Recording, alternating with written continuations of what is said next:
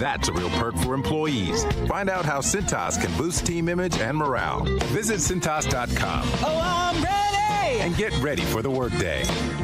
Our daughter Jessie loves playing detective. But since we discovered she has sensitive skin, we've been playing detective too. We thought the problem was our puppy. But it was actually our old detergent. So we switched to Tide Free and Gentle. Tide Free and Gentle has no dyes or perfumes, so it's gentle on her skin. If it's got to be clean, it's got to be Tide Free and Gentle. This back-to-school season, Tide and Downy are giving back with $1.5 million in scholarships. Enter to win. No purchase necessary. US/TC 17+. End September 30th. Rules. Tide.com/scholarships/official rules. No way football is played in the fall and winter because the hits don't hurt as much when you're numb. Get the lowdown on all the sports action coming up right here. It's smarter to be on SportsGrid. This is the SportsGrid Radio Network. You're listening to Football Full Circle with Joe Lisi and Ben Stevens. We are live right here on Football Full Circle to kick off a new week of this NFL regular season. Week 3 begins tonight in East Rutherford, New Jersey at MetLife Stadium. It's the New York Jets and the New England Patriots. Our second short week Thursday night football game of the season, and for a second consecutive week, a divisional duel. He is Joe Lisi. I am Ben Stevens. We appreciate your time here on Football Full Circle today on Sports Grid Radio. We will set the stage for Week 3. We will break down Thursday night football in every bit of NFL news that you need from the week we have already seen. Practice reports, injury updates, all of that, Lisi, up until 1 p.m. Eastern time here on Sports Grid Radio.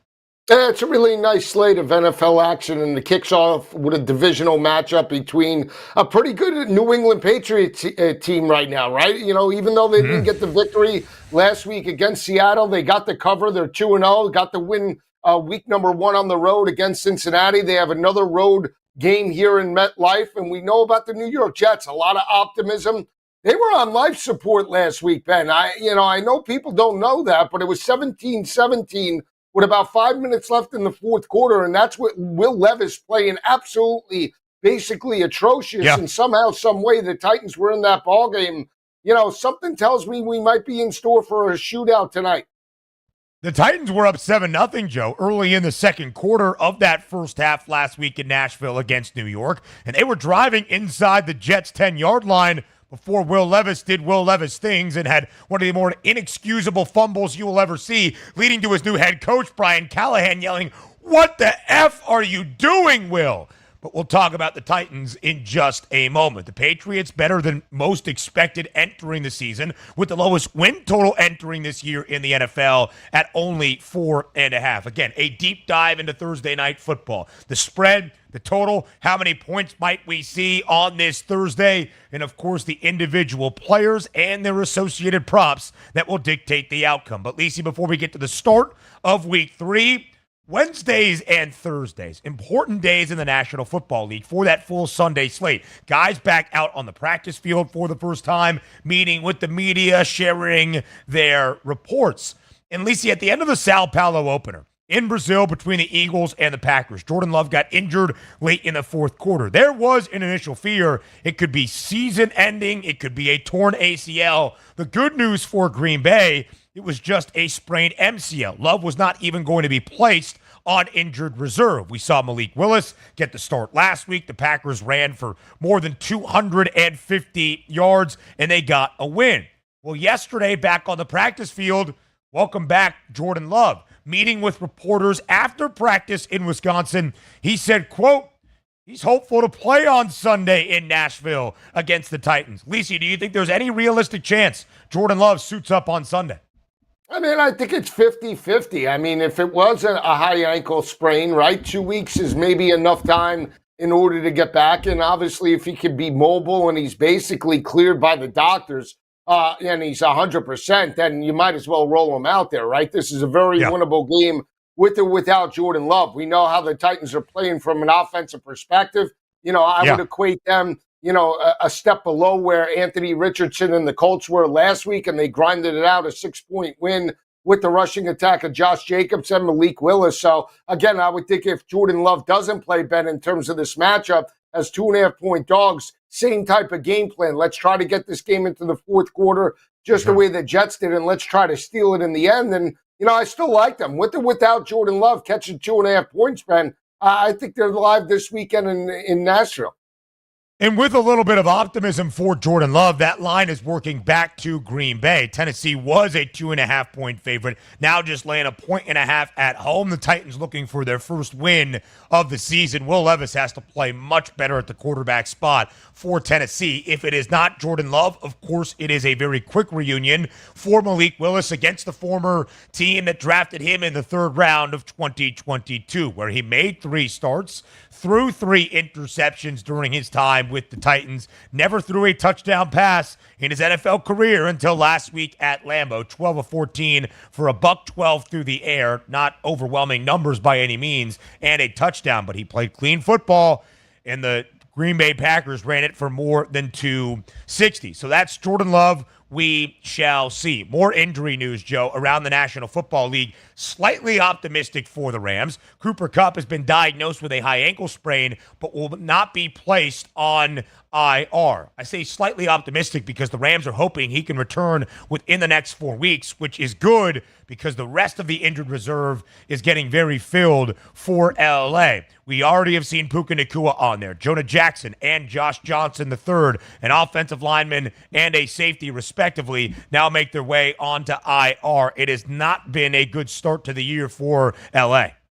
No, it hasn't, and they're going to need Cooper Kupp to get back into that lineup to take the pressure off of Matt Stafford, number one, and Kyren Williams with the rushing attack. Kyren Williams was basically taken out of that game plan last week, 12 carries, 25 yards. He did score a touchdown, but he only averaged around 2.1 yards per carry. I expect him to have a heavier dose this week, 20, 25 carries. And again, Kupp looked like that player that was basically, MVP of the league 3 years ago, right? I mean, he had a 100-yard performance against Detroit.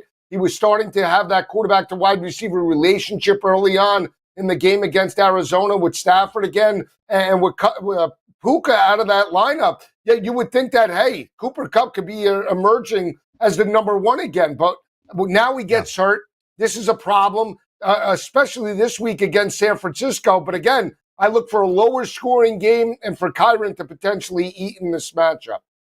The Rams home opener, 44.5 is the total. LA, a full touchdown underdog inside SoFi against the San Francisco 49ers, of course, dealing with their own injury issues. Christian McCaffrey on injured reserve. We do not expect to see Deebo Samuel this week for the 49ers. The other LA team, also an ankle injury to keep an eye on. 2 starting quarterback for the Chargers, Justin Herbert. Jim Harbaugh providing an update on Herbert yesterday, saying that he feels better day to day. They were in the meeting room together on Wednesday, and Herbert said he was feeling pretty good. The Chargers, Joe, on the road, perfect 2-0 on Sunday, into the home of the Pittsburgh Steelers, another 2-0 team. It's the lowest total of Week 3, 35 and a hook. If Justin Herbert plays, and we see another Justin, that being Fields on the other side for Pittsburgh. What do you like in that matchup? It's a 1.5 spread in favor of the Steelers.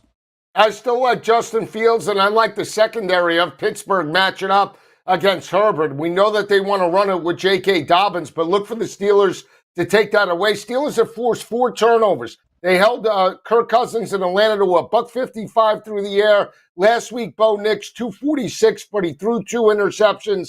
I like that secondary and defense right now for Pittsburgh, and I like Fields leading this offense. They have an identity. He's playing well within the scheme, and at home, they are very difficult to beat. Give me the Steelers to move to 3-0. It's been a fascinating start to this season for Justin Herbert. Greg Roman takes over as the offensive coordinator. We know Jim Harbaugh's offensive philosophy, establish the run and run it downhill. That's what they have done. J.K. Dobbins has been electric, but Justin Herbert, Joe, threw for 26 attempts in week number 1 against the Raiders, 20 last week in Carolina, has not been tasked with doing much. It's the first time in his NFL career. This is year 5 for Herbert in the National Football League, where he has gone back-to-back games with less than 30 passing attempts. We'll see what week 3 holds and what his injury status is going to be. Of course, quarterback news for the team the Chargers beat last week. Bryce Young now on the bench. And Lacey, the Panthers saying they have no interest at this moment in trading Bryce Young. You think he remains with Carolina the entire year? Short term, entire year, that's I don't know, because I think he'll get a start maybe week 5, week 6, two games down the road. And then if he fails, I think Carolina will be in the market to deal him. Listen, his future in Charlotte, very uncertain and has a lot of questions around it right now. What we do know, Andy Dalton, the starter for Carolina on the road in Las Vegas. They're a 5.5-point underdog, or the Panthers, against the Raiders. We get you set for week 3 starting tonight. It's Thursday Night Football. A preview next. Fall is coming. Don't look like an idiot at work. Know your stuff. Football and everything else. It's smarter to be on SportsGrid. This is the SportsGrid Radio Network. The company behind Tupperware has filed for bankruptcy. Tupperware Brands, the Orlando, Florida-based consumer goods company that produces the iconic line of containers, said it was seeking Chapter 11 bankruptcy protection after struggling to revitalize its core business and failing to secure a tenable takeover offer. Tupperware has suffered from waning sales, rising competition, and the limitations of the direct-to-consumer marketing model that once defined its success. Alaska Airlines closed its $1 billion purchase of Hawaiian Airlines on Wednesday, a day after the federal government removed the last major regulatory obstacle to the deal. Alaska will also assume about $900 million in Hawaiian debt. Alaska says it will keep Hawaiian as a separate brand, eliminating the need to repaint planes. To win approval from the Transportation Department, the airlines agreed to maintain current levels of service on key routes within Hawaii and between the island state and the U.S. mainland, where they don't face much competition. I'm Trey Westerberg with the SportsGrid News Flash. Whether you own a local business or a global one, you know that these days, generating growth is a challenge. By teaming with Bank of America, you'll not just stay ahead of the curve, you'll move it. With access to experts, award-winning insights, and business solutions so powerful, you'll make every move matter, locally and globally. Visit bankofamerica.com/banking for business to learn more. What would you like the power to do? Copyright 2024 Bank of America N.A. I can't wait for golf this weekend, huh, buddy? Time flies. Love you, man. Oh, don't forget your knee brace again. We aren't in college anymore. Moments together matter, so help protect yourself from RSV. If you're 75 or older or 60 plus with a chronic condition like asthma, COPD, heart disease, or severe diabetes, you're at higher risk of landing in the hospital from RSV, and there are no prescription RSV treatments. Check eligibility and schedule your RSV vaccine at vaxassist.com. Sponsored by Pfizer. Fall is almost here. It's time to stow the lawnmower and get ready for all that glorious action coming your way. Stay tuned to SportsGrid for all the strategies, angles, and info you need to get the winning edge. This is the SportsGrid Radio Network. You're listening to Football Full Circle with Joe Lisi and Ben Stevens. Thursday Night Football starts week number 3 tonight in MetLife. The New York Jets home opener on a short week as a 6.5-point favorite against their divisional mate from the AFC East, the New England Patriots. Total is low, Joe. It's sub 40. It's 38 and a hook. And the Jets are nearly a full touchdown favorite, laying 6.5 at home. The Jets being near a touchdown favorite. This is just the 11th time under Robert Saleh that the Jets have even been booked as a favorite, and Saleh became the head coach back in 2021. The Patriots have kept games closer than maybe we anticipated entering this year. What do you make of Thursday Night Football tonight? Well, again, I haven't been impressed from an offensive perspective with the New York Jets. I just haven't. And that defense hasn't been elite. We talk about, they're a top 10 unit, and maybe from a statistical standpoint, that may be. But I saw the 49ers run on them. I saw Will Levis move the football on them as well. And again, we have a one-dimensional offense right now with Jacoby Brissett and Ramondre Stevenson. That aside, I think the Jets want to push tempo.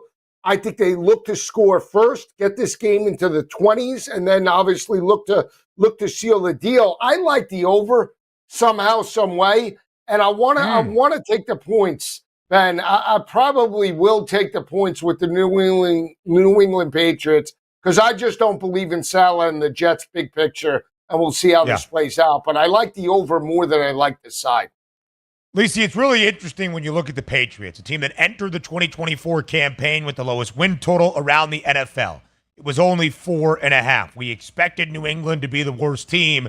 They are not so far. And last year, when the Patriots won only 4 games in the 24th and final year under Bill Belichick, They were an underdog 12 times, and they were not good covering numbers in keeping games more competitive than maybe we early expected. They were just 4-7-1 against the spread. They won outright as a 7.5-point underdog, the largest dog of week number 1 in Cincinnati, and as a 3-point dog at close. They pushed against Seattle. At home, Seattle won 23-20 in overtime in the opener at Gillette Stadium a Sunday ago. But what is fascinating about that, Joe, there was a lot of love in the marketplace for New England, keeping that game closer. Early in the week, it was Seahawks laying 4.5 on the road. Even by the time we reached the weekend, 3 and a hook. So the Pats at 1-0-1 against the spread have been better than we expected entering this year. Yeah, they have. And again, they remind me of Arizona, Ben, last year, right? Arizona was in a similar situation with Josh Dobbs and no offensive talent. Kyler was hurt. And what did they do? They knock off Dallas as an 11.5-point dog. They went toe-to-toe with the Giants. Later in the year, they covered and won outright against the Philadelphia Eagles on the road. So they didn't win a lot of games, but early in September, they were very competitive against the number. And I think that's what you see in regards to New England and Gerard Mayo. I think it's a similar situation. So while they're hot and while they're starting to have a little bit of momentum, I'm willing to back that as opposed to the middle part of the season.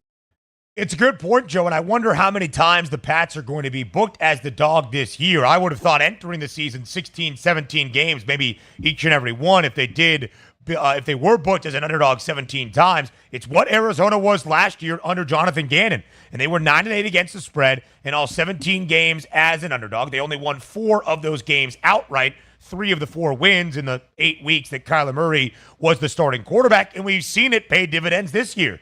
The Cardinals are just 1-1 straight up, but 2-0 against the spread. And they absolutely hammered L.A., easily covering as a 1.5-point home favorite on Sunday. Could the Patriots be due for keeping games closer than expected, where the odds makers, at least early, are unable to adjust? New England keeping a game that features a total of only 38.5 within a touchdown would not be all that surprising, Joe, based on the numbers entering tonight. And as I mentioned, the Jets last week were a 3.5-point road favorite in Tennessee. It was a fascinating game for me, even entering pregame, because the New York Jets last year, without Aaron Rodgers, were an underdog a ton.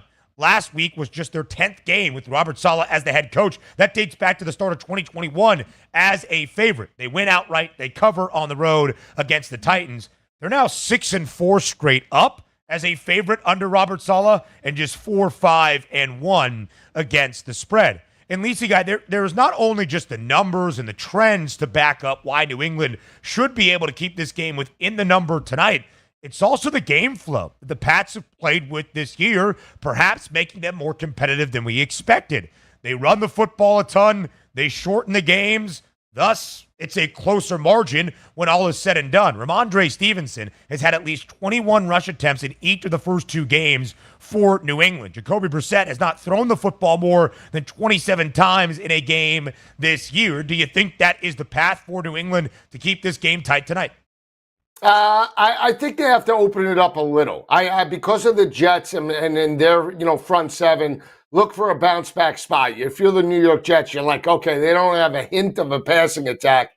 Let's just stack the box and let's take away Stevenson and force the game on Jacoby Brissett, right? That aside, you got to see Hunter Henry step up from the tight end situation. You got to see Douglas, the wideout, step up as well. And what do you get out of Polk, the rookie, coming into this ball game? I think they need to be a little bit more aggressive here. And again, the player aspect too is, Gerard Mayo played in this series, right? He's not just a coach. He understands the, so-called rivalry with Belichick and the New York Jets, and Salah got him in the last regular season game last year. So, again, I think this is a situation, if you're New England, let's be aggressive early. Let's try to get the lead because they like to play with the lead, and then they could sit on the football and shorten the game. You can't do that if you're trailing. So I think in order to get this victory, look for a little bit more aggressiveness early on from New England, which maybe leads to more points. New England has played from in front, Joe, in each of their first two games. They took it to Cincinnati. They had a 7-0 lead early against Seattle last week, 10-7 in that first half. And then by the time we got to the second half and into the fourth quarter, they led 20-17 before Seattle tied it and then won in overtime. The Patriots carried it as a team last week 36 times, not just the 21 from Ramondre Stevenson, but 11 carries for Antonio Gibson, who was the Pats' leading rusher a week ago with 90 yards on the ground. We'll talk player props. We'll talk the individual aspect and what the quarterbacks will be expected to do tonight, both Jacoby Brissett and Aaron Rodgers. The yardage hasn't been great for either so far this season. Next on FFC. There's smart. And there's not smart. Not smart is hope as a strategy. It's smarter to be on SportsGrid. Keep it here. And win. This is the SportsGrid Radio Network. The SportsGrid Radio Network presents This Date in Sports History. 1973, the National League refuses that the Padres move to Washington, D.C. The Padres struggled for the rest of the decade, but finally turned things around in 1984, led by all-star hitter Tony Gwynn and a cast of veteran players like Steve Garvey, Greg Nettles, and Goose Gossage to win the National League pennant. Then there were none. The Padres have won it all. For SportsGrid Radio, I'm Mike DeMurgis. The Technology Minute with George Capalbo. Purdue University physicists have opened the world's first quantum disco with the world's tiniest disco ball. And by tiny, I mean a disco ball 1/100th the width of a human hair, made of glowing fluorescent nanodiamonds levitating inside a pure vacuum, spinning 1.2 billion times per minute. The point? Not to improve your platform shoe disco finger, but to simulate what happens to qubits inside a quantum computer. Computing power that could be 150 billion times faster than yesterday's supercomputer. And that's a lot cooler than John Travolta doing the funky chicken. Follow me at Chicapalbo on X and stay tuned to the Technology Minute for more cool stuff like this. Pharrell, Coast to Coast. You go to the playoffs and lose. Let's not get too ahead of ourselves here. They're not that good offensively. Again, they are boring offensively. Their offense sucks. And it sucked under Canada. It sucks under Art Smith. They obviously win with defense. And they win with TJ Watt. That's why they win. It's Pharrell Coast to Coast with Scott Farrell. Weekdays, 3 p.m. Eastern, noon Pacific. On the home of the winning edge. The SportsGrid Radio Network. Wherever you go, there you are. Download the SportsGrid mobile app and we'll be right there with you. So now you can get the winning edge anywhere. Even while the wife's talking to you. if you got an earbud. This is the SportsGrid Radio Network. You're listening to Football Full Circle with Joe Lisi and Ben Stevens. Live right here on Football Full Circle. It is FFC. Lisi Guy Thursday Night Football tonight in New York, really New Jersey. East Rutherford, NJ to be exact. It's MetLife Stadium. The Jets host the Patriots. Let's start to break down the player props for Thursday Night Football in a game that features a 6.5-point spread in favor of Gang Green with a total of 38.5. Oftentimes, Joe, we start a conversation around New York. It's the quarterback, Aaron Rodgers. His passing yards prop tonight, 212 in a hook against New England. Aaron Rodgers has not thrown for more than 180 yards so far this year. I guess you look at what Geno Smith did to the Pats last week in Foxborough, throwing for 327 yards in that overtime victory for the Seahawks. How much do you think we see Aaron Rodgers air it out tonight? I think you have to. I think he could get over that total. I think if you're the New York Jets, I don't want to get into a lower scoring game. I have definitely on paper and on the field the best quarterback in regards to this matchup, even though he's aging, and I have the better weapons. Why not exploit that defense the way Geno did, jump out early? I might even utilize a little tempo to get up early. I mean, I don't see any reason why you would want to, play to the tempo or play right into the defensive game plan in New England. That favors a lower scoring game. So, I mean, when we're looking at this total, even though Rodgers hasn't gotten over that, number or 180 to your point, I gotta say, if I'm Hackett and I'm Aaron, hey, we're going to look to get this 230, 240. Let's utilize Wilson, and then we'll run the football again after we get a lead. We need to push tempo. So if I'm banking on both quarterbacks, I would go over for Aaron Rodgers. Yeah, 161.5 is the number for Jacoby Brissett that has yet to throw for 150 yards or more this year. But that's how New England likes it. Jacoby Brissett, 27.5, his attempts prop. He's been under that in both. Aaron Rodgers at 31.5, also under in both. He had 30 attempts last week against Tennessee, 21 in the blowout defeat in San Francisco, week number 1. But, Joe, I agree with you. I think that's actually where the New York Jets look to expose New England tonight is through the air. The Pats have been really good up front this year. Sure, in Cincinnati, they were playing from behind. Again, it all factors in how the Patriots have liked to play their game schematically to start off this season. From in front, shorten the game, run the football, which means that on the other side, they're often throwing to keep pace or push things up tempo. New England has only allowed 58 rushing yards per game in the first 2 this year and less than 50 last week against Seattle. They're the second best rushing defense in the National Football League at this moment. So again, it makes a lot of sense for New York to try to flip that script, get out in front and push pace with Aaron Rodgers. But that does not mean, Lacey Guy, the running backs will not be involved, really, on either side. We'll talk Ramondre Stevenson in just a moment. But, Lacey Guy, when's the last time you remember for a Thursday night football game, any NFL football game, that all 4 running backs, the starters for both sides, Breece Hall for New York, Ramondre Stevenson for New England, and their reserves had a rushing plus receiving yards number? Breece Hall has one. Stevenson has one. But so too do Antonio Gibson for New England and the rookie from Wisconsin, the 20-year-old Braylon Allen. 99.5 rushing plus receiving for Breece Hall. 83.5 for Ramondre Stevenson. Gibson 32 and a hook. Braylon Allen 35.5. He had 2 scrimmage touchdowns last week, 1 on the ground, 1 in the receiving category as well. I like Braylon Allen tonight, but in terms of the ground attack, 22.5 is his number. I understand he had the 2 touchdowns coming out in the backfield. He's an added dimension, and we talked about it when we broke down the draft. How could he not be the first running back potentially taken? Trey Benson and some other guys were named like Miami, but Braylon Allen was the biggest back in terms of this draft at 6'1", 235.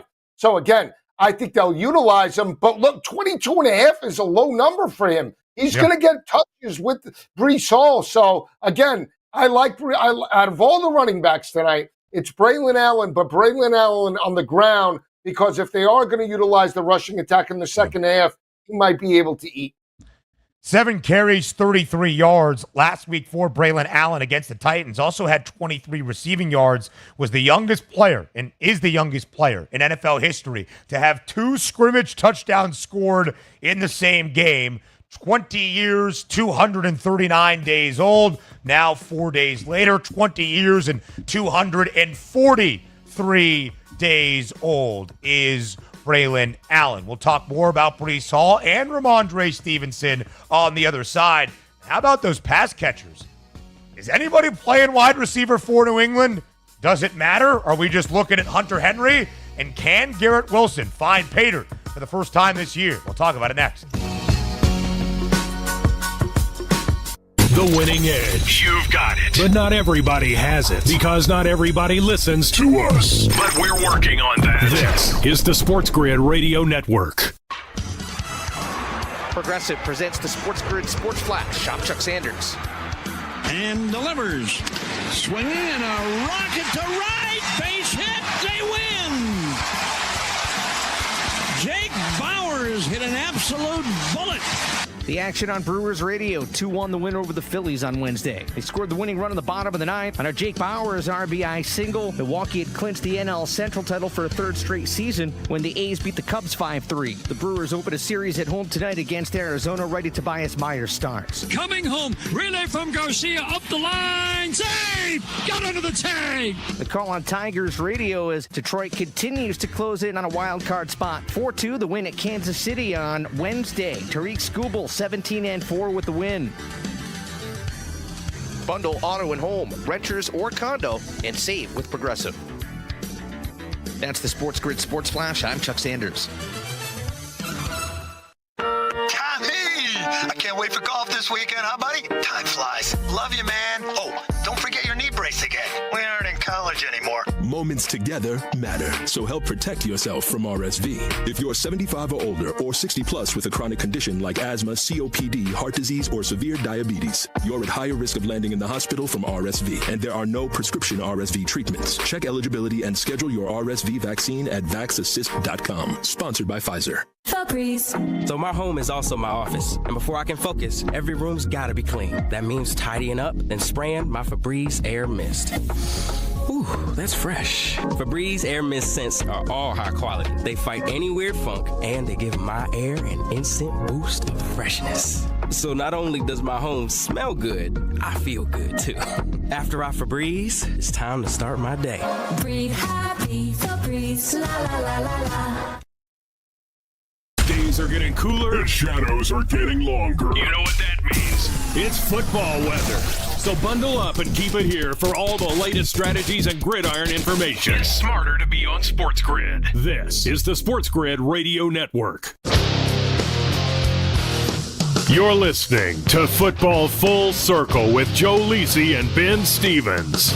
So Lisi loves Braylon Allen tonight, and how could you not? The rookie running back out of Wisconsin. Cowboy fans, Lisi, begging Dallas to go back in time and draft Braylon Allen, but they did not. He is a member of the New York Jets. But Breece Hall is still there. And in my estimation, Breece Hall is still the cornerstone of this offense. 93 scrimmage yards, at least, in each of the first two games for New York. Last week, 62 yards on the ground, but 52 receiving yards, 7 grabs on 8 targets. His receiving plus rushing yards number tonight, 99 in a hook, expected to go through the century mark once again.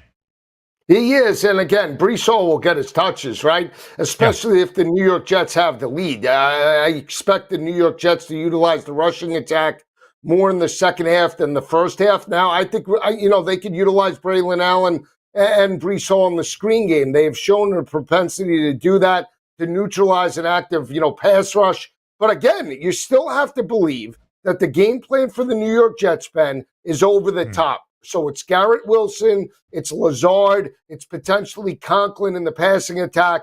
And then, again, I would look secondary. You could take a pre-look on Breece Hall to score a touchdown, and same thing with Braylon Allen. But the first look that I'm making for the New York Jets is pass first, and second half, if you get, abbreviated or discounted numbers, then jump on the rushing.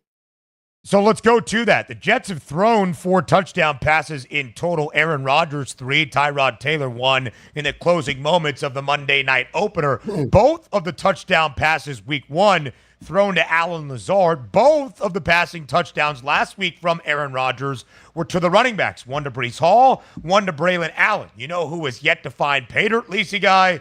That's Garrett Wilson, a plus 145 number tonight. 64.5 is his receiving yards prop. It is by far the highest yardage prop for a receiver, including tight ends tonight. Second highest is Hunter Henry at 34.5 for the Patriots. Third highest is Breece Hall at 31 and a hook. I agree with you. I do think the New York Jets look to take advantage against the Pats tonight and that secondary. So if Aaron Rodgers is going to approach 200, 215 for the first time this year, his passing yards prop at 212 and a hook, a key eye for me tonight is on Garrett Wilson.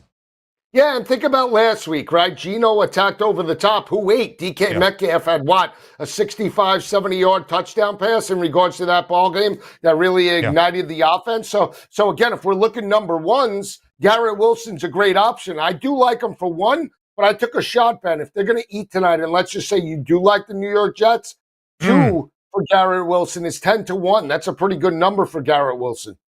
4 grabs last week for 57 yards against the Titans. He has had at least 57 in each of the first 2.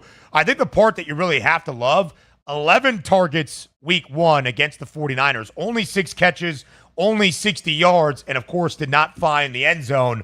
But I think Garrett Wilson scores his first touchdown of the year tonight. Love the plus 145 number. Breece Hall is minus 170 to get into the end zone. Let's go to the other side of the equation, Joe. Again, Jacoby Brissett's passing yards prop in the low 160s. Last week, he threw for 149 yards, actually his higher output of the two games this year for New England. 109 of the 149 for Brissett last week into the welcoming arms of Hunter Henry, who was targeted 12 times, had 8 grabs. Henry's number is the highest for a Patriots player tonight, 34.5. Do you think the tight end continues to have that good connection with his quarterback?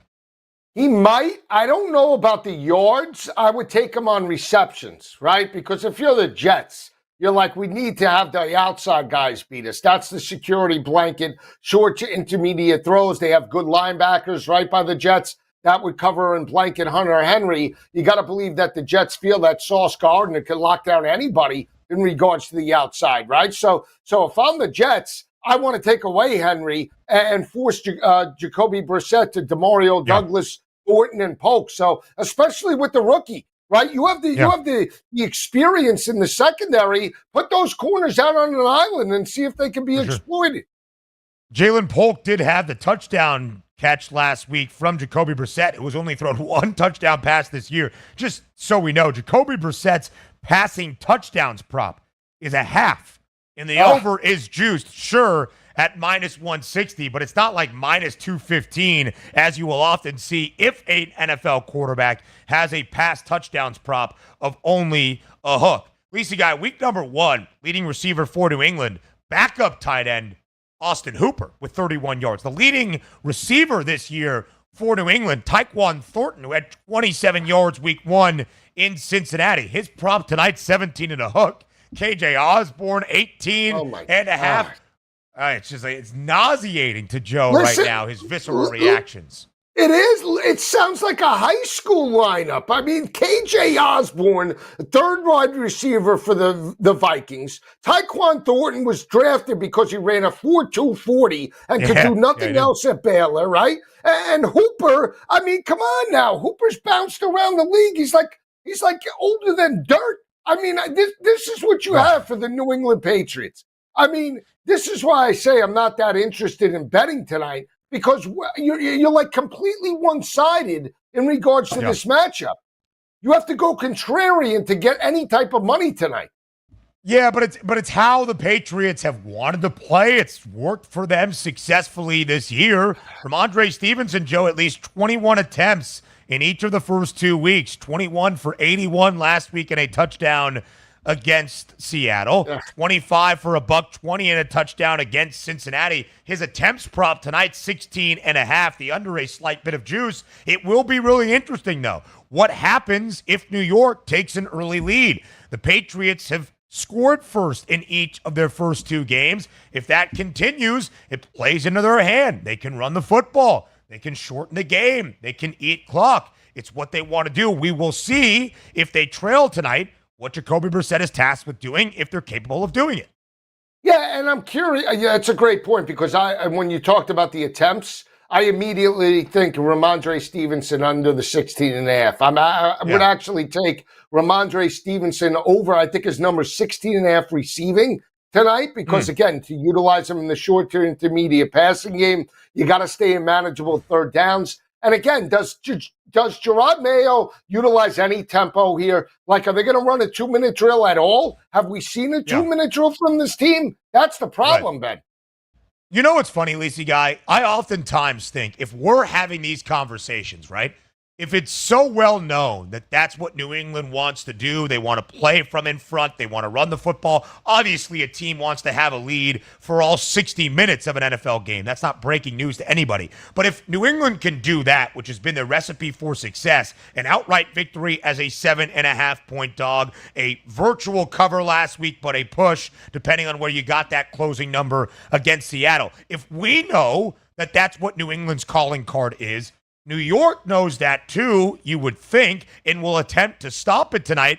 Do the Patriots do something different, or just hope to beat the Jets at what they have done well this year?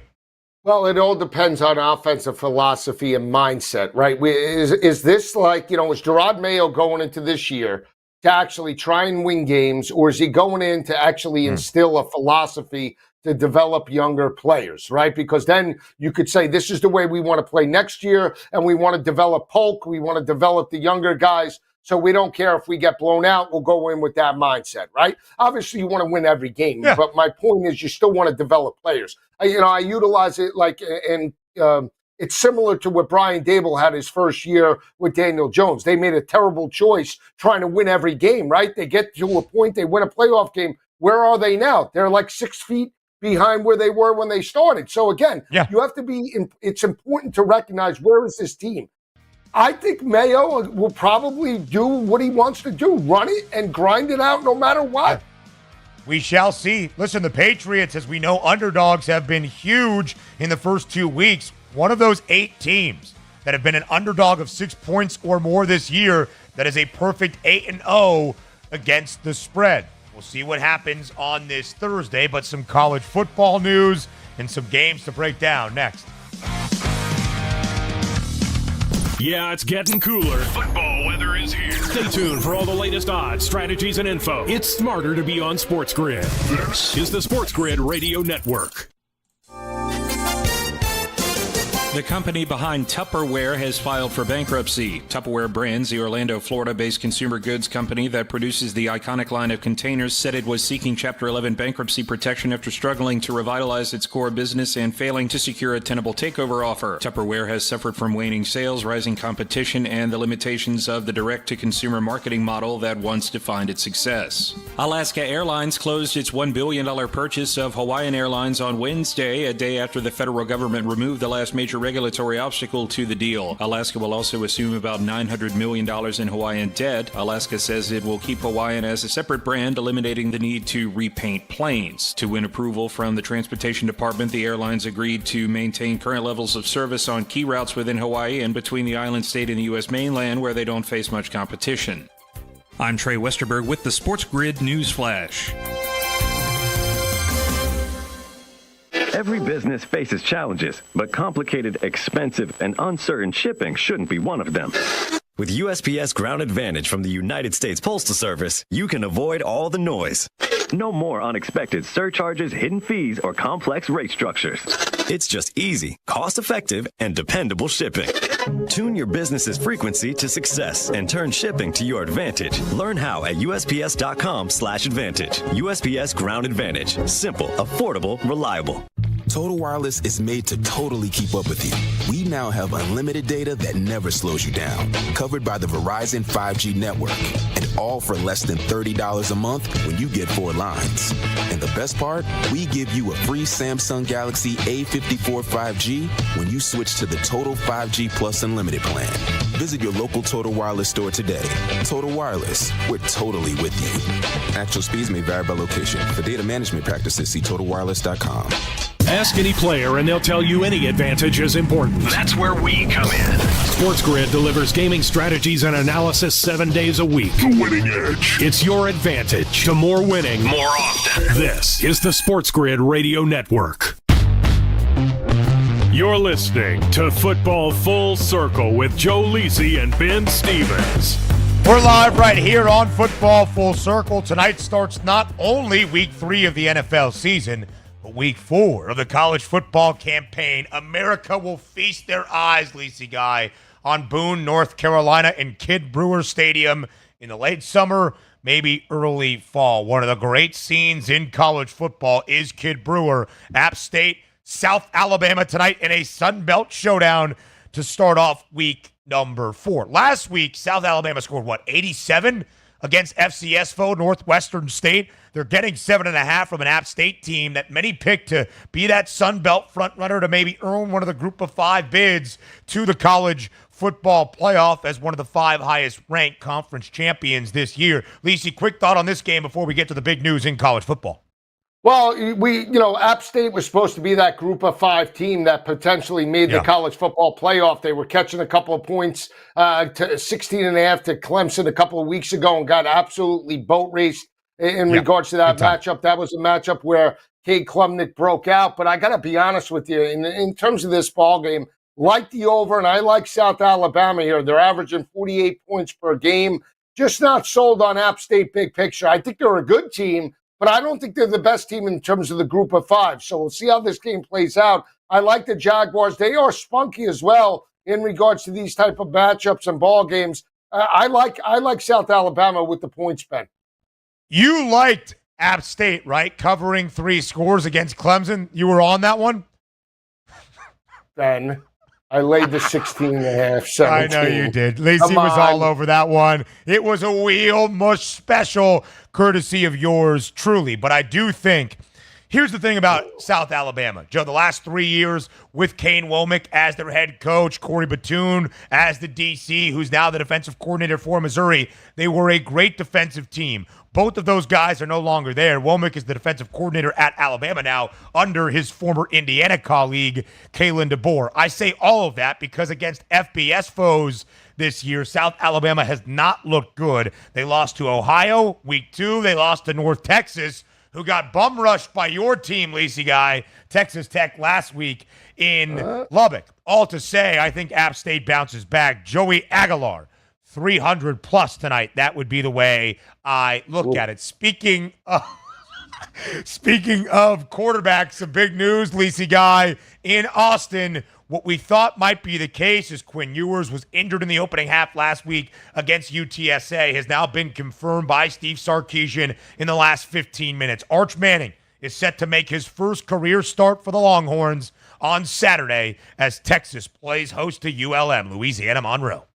Yeah, and they'll probably win. Arch Manning will have a great day. And again, it doesn't matter because as long as Quinn Ewers is healthy for the Red River rivalry in early October, he'll be under center. There's no doubt in my mind that, there is no quarterback controversy. The only controversy is if Quinn Ewers is not healthy, then you obviously have to roll with Arch Manning. But in the big games, Oklahoma, Georgia, if Quinn Ewers is healthy, he'll be in and starting for that team, unless he doesn't perform well in regards to the Georgia game. I think that's the only situation where, let's say he plays against Oklahoma, he's not that great, he's average, they win or they lose, and then their backs are against the wall against Georgia and they need a spark. That would be the only situation that Arch would get the nod over Ewers.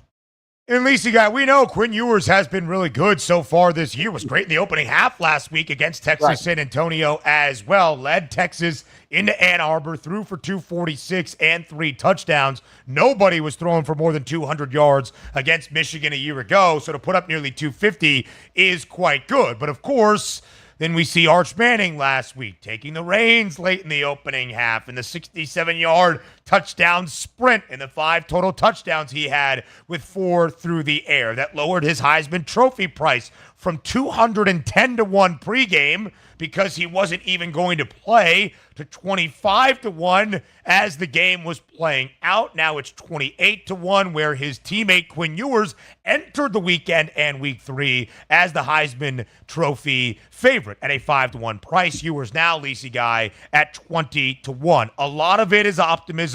A lot of it is just, of course, the narrative behind Arch Manning. But with that being said, they should not need to see Quinn Ewers for the next few weeks. Texas is a 44.5-point favorite against General Booty and ULM, the Warhawks, on Saturday at home. Then they take on Mississippi State in their SEC opener the following week. Mississippi State, not a very good football team as of this moment. And then, of course, Lacey Guy, a bye to start off October before the Red River rivalry at the Cotton Bowl in Dallas, October 12th. Yeah, again, everything is in front of Texas. They have looked like the best and most complete team up until this point, and I think they're deserving of being the top dog. And again, Arch Manning has an opportunity to develop. It can't hurt him, right? It can't hurt him because if you're Sark, this is okay. Get him the game experience. Let him start a couple of games and obviously work him in, right? You never want to have no depth behind your starter. But trying to win a Heisman, trying to bet right here, right now, after he's come down from 200 to 1. No value and no shot, really. Let's be honest. No. I mean, he would have to put up dynamic numbers. He's a sophomore, right? And that's all against him, right? Right now. And the big game so far has been Quinn Ewers with the victory over Michigan. That's the Heisman moment right now as it relates to the body of work. So, we'll see how this plays out. But again, I don't think anything happens to Quinn Ewers. Best thing that Texas needs, have him healthy for the Oklahoma matchup in a couple weeks. It starts a narrative, perhaps, right? Because Arch is really, really good, but so is Quinn Ewers. And Quinn Ewers has been consistently good each of the past 2 years. If for some reason the abdomen strain is not just, hey, we don't need him against UL Monroe, but is actually serious, then maybe that Heisman Trophy price for Arch Manning presents a little bit of value at this moment. But assuming Arch Manning is 100% healthy, or assuming Quinn Ewers is 100% healthy moving forward when they actually need it against Mississippi State, against Oklahoma in the Red River rivalry, he is going to be the starter. At least that's what we believe right now. We've got 4 ranked versus ranked games on this college football week 4 slate. And it's not just 3 of them on Saturday, Lacey Guy. It's 1 tomorrow in Lincoln, Nebraska. We'll talk about it up next here on Football Full Circle.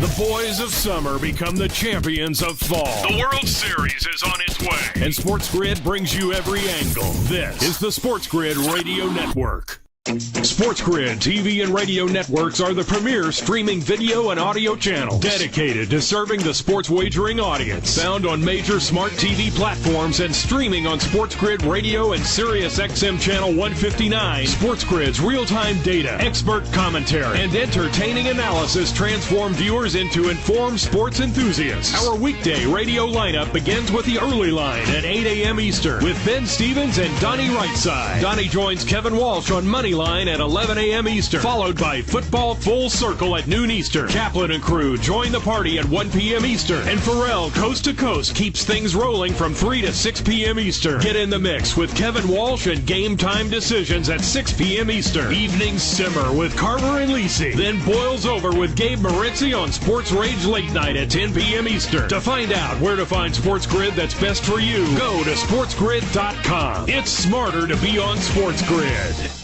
How would you like to get high-speed internet for your home for less than $2 a day? That's right. For about $50 a month, you'll get lightning-fast internet. Are you paying less than $50 a month right now for your internet? Then call Whole Home Connect right now for blazing fast internet at $50 a month with no price increases, no hidden fees, no contracts, no upfront costs, no equipment fees. It's a great deal. And guess what? You can try it for 15 days. If you don't like it, you get your money back. But you're gonna love it, and you're gonna love the price. Internet for your home for $50 a month. That's less than $2 a day. Plus, no contracts, no upfront costs, no equipment fees, and our 15-day guarantee. Call now. 800-797-1292. 800-797-1292. 800-797-1292. That's 800-797-1292. Think of us as your cool roommate that has this innate gift of somehow always picking winners and never bugs you about doing the dishes or paying rent. Sports gaming strategies and information 24/7. Get the winning edge. This is the SportsGrid Radio Network. You're listening to Football Full Circle with Joe Lisi and Ben Stevens. We've got 4 ranked versus ranked matchups for week number 4 of this 2024 college football season, and that includes a Big Ten opener tomorrow night in Lincoln, Nebraska. It's 22nd ranked Nebraska against number 24 Illinois. Lacey Guy, the kids in Lincoln have the day off of school tomorrow. Nobody on campus unless you absolutely need to be.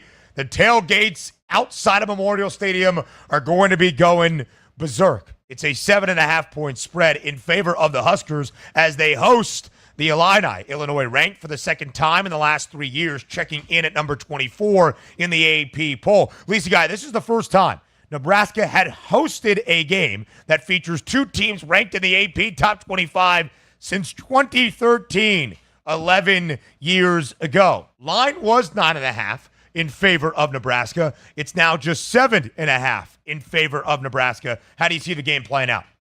I think it's going to be a tight one, Ben. And I don't care how good Nebraska is right now with Dylan Raiola and that team.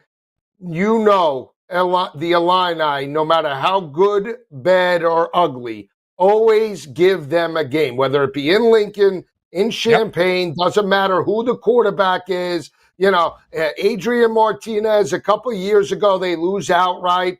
Week number 1. I mean, it just doesn't matter. Yeah. They've gotten boat race laying 15. What was it, 2021 to Peters? And Illinois, he put up like 30 points on that defense. It scares me. I think it's going to go down to the fourth quarter. I think Nebraska wins by 3. I'm hoping that Nebraska wins by 3, but I would take the points. I don't love the offense of Illinois, but Altmaier and that offensive line, they could still run the football. And Bielema, in terms of this situation as a dog, sure, I would take the points.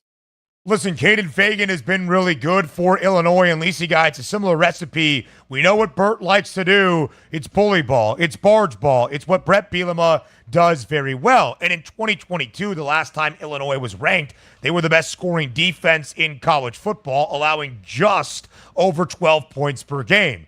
They're playing really good on the defensive side already. Illinois, a perfect 3-0 against the spread, including an outright victory as the underdog against the ranked Kansas team a couple of weekends ago in Champaign. Nebraska, one of 4 FBS programs, Lisi Guy, this year in college football to be booked as the favored side in all 3 games and cover the number in all 3. Last year under Matt Rule, Nebraska was 1-4 against the spread as the favorite. Now already more covers, triple the amount of covers already this season. Last year, Nebraska ended a 3-game losing skid to Illinois, winning in Champaign 20-7. The last 2 numbers, Joe, would have been under this total of 43.5. Again, 2 of the better scoring defenses so far this season in college football. Here is the difference in my estimation. Nebraska was the 6th best rushing defense a season ago. They're already in the top 10 this year, allowing less than 73 yards per game. Illinois is giving up close to 125 yards per game on the ground. If the Illini can limit, not Dylan Raiola, but Dante Dowdell and Ramir Johnson, this game stays within 7.5. But if Nebraska is imposing, like we saw against Colorado, I favor the Cornhuskers covering at home. Yeah, and turnovers are going to be critical, right? They jumped up on Shedeur with the pick 6 in regards to that. So if they could force turnovers against Illinois' offense and force them to play from behind, they should win this ball game convincingly, 14 points or more, because of how that offense and defensive lines have played for Nebraska. It's just certain rivalries, you know this, no matter how good, bad, or ugly a team is, there's just certain teams that play another team in regards to a rivalry or a matchup just close to the vest. It's just, you can never shake them, no matter how good and bad or ugly they are. They just find a way to push you to the limit, and I think that's Brett Bielema and the Illini. And keep in mind, Brett Bielema, prior to this year, could have been on the hot seat, right? He's resurrected that. He's gotten off. You get a road win over Matt Rule in Nebraska, top 25 opponent. You sort of solidify yourself, and you have your 4th win. You need 2 more to become bowl eligible. Yeah, no doubt about it, Joe. Going to be a great start to the year for one of these 2 programs, and the other one still off to a pretty good start. We'll get to all 3 of the marquee matchups on Saturday in our show tomorrow. We'll run through the entirety of the NFL Week 3 Sunday slate as well. But a very interesting week, Joe, from two schools from the Sunshine State. Florida, 6.5-point favorite against Mississippi State. Florida State, less than a field goal favorite in Tallahassee against Cal. You both win and cover on Saturday. I think Miss State is live, and I love Florida State. Everybody loves a little Berkeley Bears this week. Not Joe Lisi. He ain't no Joe Poe. He's Joe Mo. Football Full Circle returns tomorrow, noon Eastern time on SportsGrid Radio. Now you've done it. You found the advantage for gaming, odds, and more. But we call it the winning edge for short. This is the SportsGrid Radio Network.